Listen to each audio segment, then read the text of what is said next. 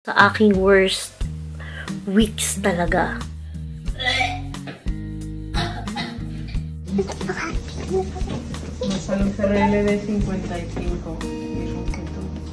Feels like love, Cupid made a shot straight into my heart. Now I'm falling fast and my world's expanding. Hello everyone! Welcome to my YouTube channel. My name is Maymay. Ito na naman ang inyong kamami at mag-share ulit ako sa inyo nung akin namang 3rd month experience o yung from week 9 to 13. Ito naman yung kinoconsider na 3 months ng pagbubuntis, pang 3 buwan.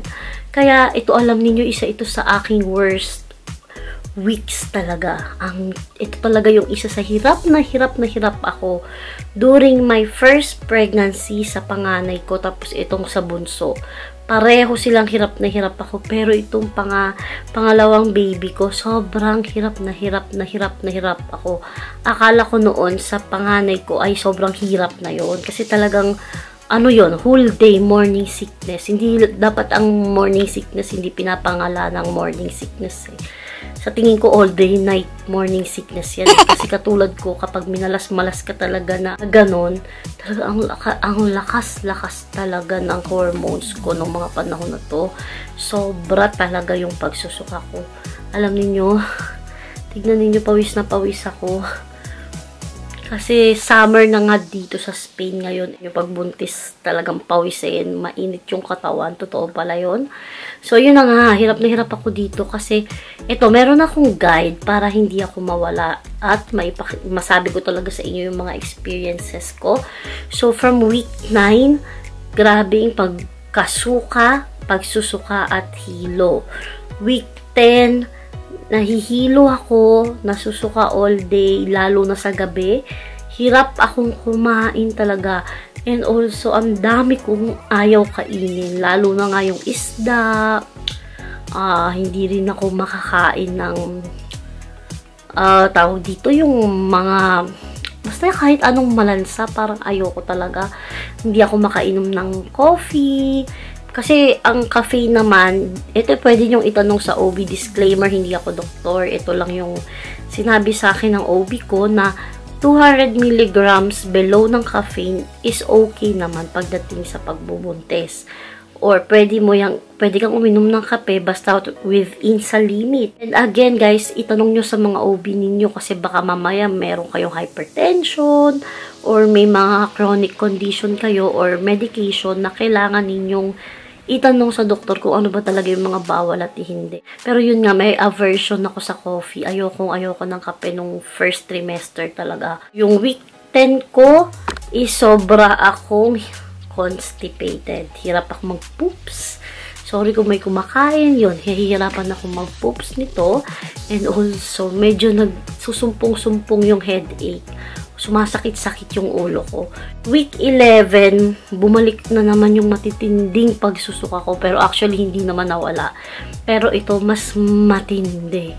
As in, konting kain. Ayan na. Hindi ko ma-describe talaga. Grabe yung pagsusuka ko talaga nito. Yung hilo ko, parang na-jet lag ako everyday.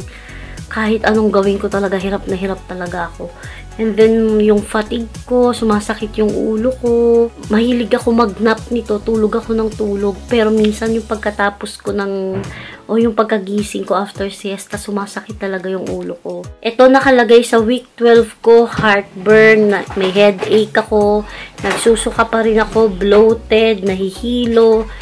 Saka nagsusuka pag na medyo kulang sa tulog. Ayan yung baby ko. Oh, hello baby! Hello! Ate Miriel. Hello, Ate Miriel. Cute dress. Wow, cute. Iwas talaga dun sa mga aversion ko. Pero minsan maamoy ko lang. Minsan yung naiisip ko lang yung pagkain na isang pagkain na yun na, lumalabas na. Hindi ko talaga siya mapigilan. Pagdating ng week 13, akala ko mababawasan na yung pagsusuka ko. Pero mas tumindi pa. Suka ko ng suka. Kasi sa panganay ko, nag-stop yung pagsusuka ko pagdating ng week 13. Parang sumpong-sumpong na lang. Once a week na lang. Ganyan, twice a week. Pero ito lalong tumindi. Week 13, tapos heartburn. Ayan, umiiyak na ako nito talaga madalas kasi hirap na ako, lahat sinusuka ko. Yung gutom ka pero hindi ka makakain, parang sobra talaga. Minsan yung husband ko pag tumatawag siya sa gabi, umiiyak talaga ako sa kanya kasi hirap na ako, parang ganon. Pero iniisip ko na lang as long as healthy si baby, sige, titiisin ko. Pero syempre as tao, yung parang sobra talaga yung hirap nung pagsusuka ko nung time na to. May mga clips ako, ipapakita ko sa inyo.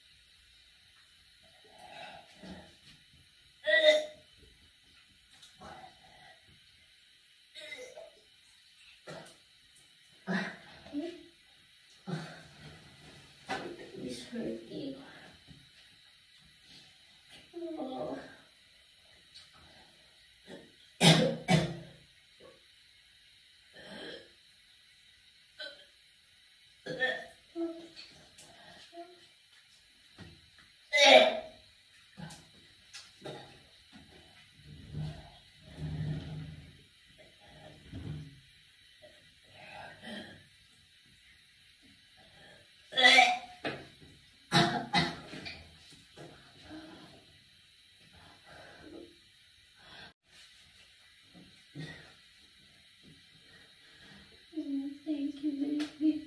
I love you. There's so many Barbie. Ito yung panahon na parang latang-lata ako, hinang-hina, fatigue talaga.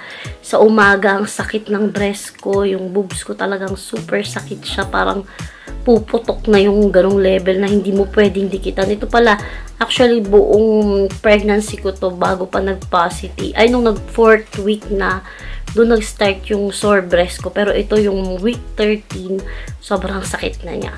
And also pala guys, ipapakita ko sa inyo yung aming ultrasound. Dito rin nalaman ni Miriel na buntis ako kasi hindi agad namin sinabi sa kanya during the first few weeks dahil nga may experience ako na nakunan ako. That time alam niya agad. So pati siya apektado. So we decided na after the first trimester, excuse me, doon namin sasabihin sa kanya. So ito, ipapakita ko sa inyo yung mga clips, mga videos. And so, ito na. We have to go to see the baby. Oh, are you excited? You see? Baby. Kita namin The na three of us have no mask. Yeah, because it's not allowed without mask again. We have to wait. Baby, who gave it to me? Oh, so sweet. Baby.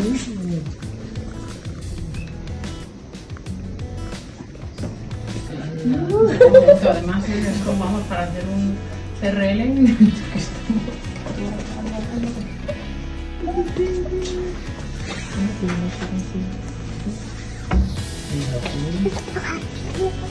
No solo un CRL de 55.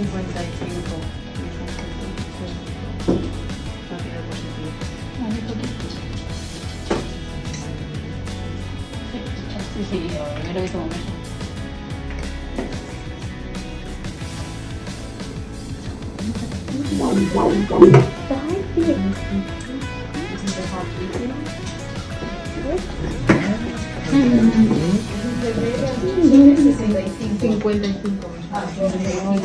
Es más o menos acorde, ¿no?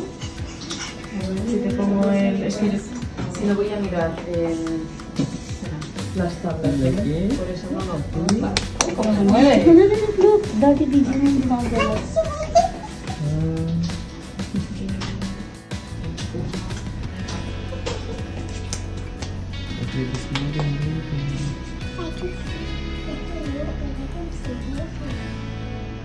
Sale, sí, más de 53, ahora corre a 12.0. ¿Para empezar? 53. Sí, acorde a 12.0 con el...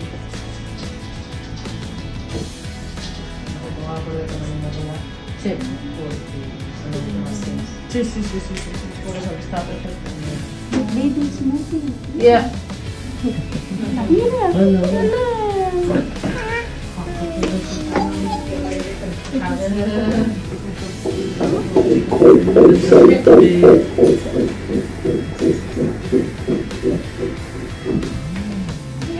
healthy now. Are you happy? It's healthy now.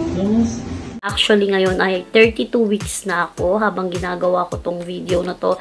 As I've said, throwback na lang to nung mga naging experiences ko from the first few months. And at least masasabi ko sa inyo na naging okay naman yung pregnancy ko. And so, ayun lang mga ka-mommies. I-share ko ulit sa inyo yung 4th month naman sa next vlog ko. Again, thank you so much sa panonood ninyo. Kung hindi pa kayo nakasubscribe, mag-subscribe kayo. Kung may mga questions kayo, suggestions na vlogs, please huwag kayong mag-hesitate. Just comment down below. Lahat ng mga tanong nyo, itatry kong sagutin yan. And again, disclaimer, hindi ako doktor. Kung ano lang yung experiences ko, yun lang yung sinishare ko. And iba't iba tayo ng pregnancy. Kung ano yung mga symptoms, iba-iba yan. Pero ito ay personal, ito talaga yung mga symptoms na naranasan ko. Again, thank you so much guys. At hindi na kaya ng tumatagaktak na pawis ko. Kailangan ko nang ihiga to at ipahinga dahil grabe. Parang kailangan ko na buksan yung electric fan at aircon dahil grabing init. So, ayun lang mga kamamis. Thank you so much for watching my vlog. And please take care everyone. Bye!